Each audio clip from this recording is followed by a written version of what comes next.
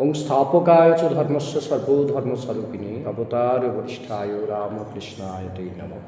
জননীং শারদাং দেবীং রামকৃষ্ণং জগদ্গুরুং পাদপদ্মে ত্রয়োশিত্বা প্রণমামি মুহুর্মুহুঃ। ওং নমস্তে জ্যোতিরাজায় বিবেকানন্দ সুরায় সচ্চিৎ সুখ স্বরূপায় স্বামিনী তাপহার। আজকে আমরা যে বিষয়টা নিয়ে আলোচনা করব, ঠাকুরের একটা বাণী, তার সঙ্গে ভাগবত, এটা নিয়ে আলোচনা করব। ঠাকুর এক জায়গায় বলছেন যে কখনো ভগবান চুম্বক, ভক্ত ছুঁচ। মানে ভগবান চুম্বক হলে ভক্ত ছুঁচ যদি হয়, ছুঁচ চুম্বকের কাছে যাবে। আবার কখনো ভক্ত চুম্বক পাথর হন, ভগবান ছুঁচ হন। ভক্তের এমনই আকর্ষণ যে তার প্রেমে মুগ্ধ হয়ে ভগবান তার কাছে গিয়ে পড়েন। তাহলে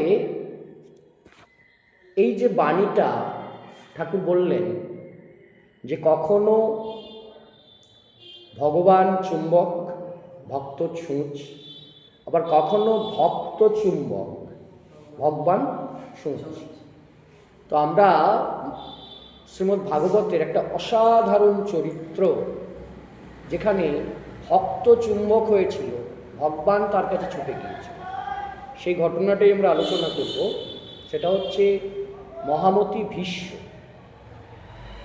তো সেই মহামতি ভীষ্ম তিনি কিভাবে ভগবান কৃষ্ণকে তার কাছে টেনে এনেছিলেন, সেটাই আজকের আমাদের আলোচ্য বিষয়। তো ভাগবতে অনেকগুলো স্তব আছে, কুন্তির স্তব, প্রহ্লাদ স্তব, অসাধারণ অসাধারণ স্তব। তো আমরা আজকে যেটা আলোচনা করব সেটা হচ্ছে ভীষ্মের স্তব। মানে ভীষ্ম ভগবানকে কিভাবে স্তব করছে, ভগবান শ্রীকৃষ্ণকে।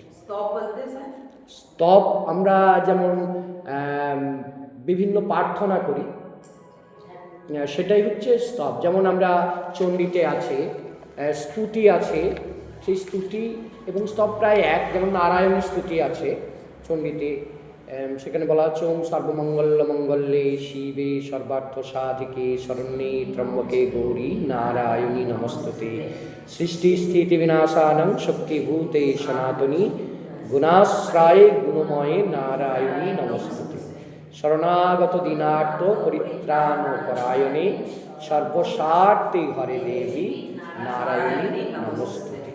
তাহলে এটা হচ্ছে নারায়ণী, অর্থাৎ দেবী দুর্গাকে উদ্দেশ্য করে স্তব স্তুতি।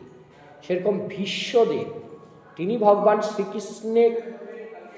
শ্রীকৃষ্ণ যে ভগবান, তিনি এটা জেনে গেছিলেন এবং সেই ভগবান শ্রীকৃষ্ণের উদ্দেশ্যে তার যে স্তব, সেটাই ভাগবত আমাদেরকে উপহার দিচ্ছে। তো সেই বিষয়টাই আমরা আজকে আলোচনা করব। মহাভারতের অন্তিম পর্ব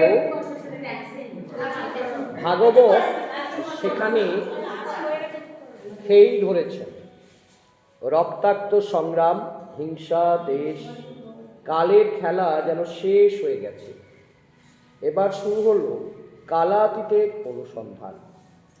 ভীষ্মের এই যে স্তব, এই স্তবের মূল কথাটা কি না, ভীষ্ম ছিল ইচ্ছা মৃত্যুর অধিকারী।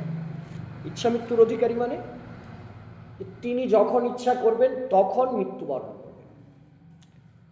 শ্রীমদ্ ভাগবত গীতাতে একটা কথা আছে যে আমাদের একটা বছরকে আমরা দুটো অয়নে ভাগ করি, একটা উত্তরায়ণ আর একটা হচ্ছে দক্ষিণায়ন।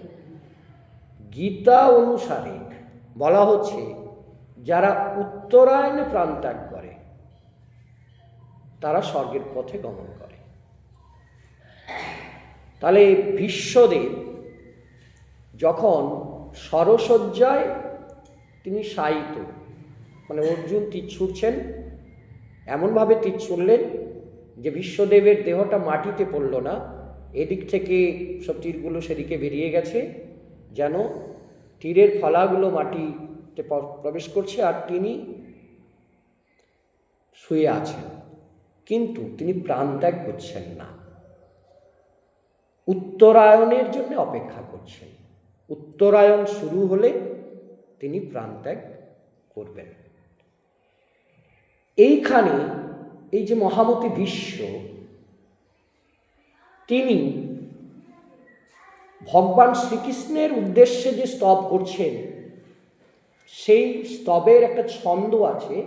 সেই ছন্দটিও অসাধারণ ছন্দ। সেটির নাম হচ্ছে পুষ্পিতাগ্র।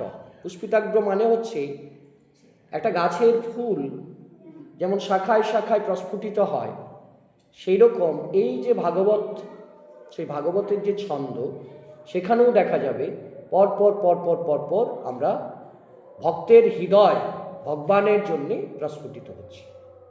এই যে ছন্দটা, এটার নাম হচ্ছে পুষ্পিতাগ্র ছন্দ। তো সেইখানে মহামতি ভীষ্ম তিনি সরসজ্জায় শায়িত। এবার ভগবান কৃষ্ণ তিনি কি করলেন? তিনি বললেন, চলো। কোথায় যাব না, পঞ্চপাণ্ডবকে সঙ্গে নিয়ে তিনি ভীষ্মদেবের কাছে এসেছেন।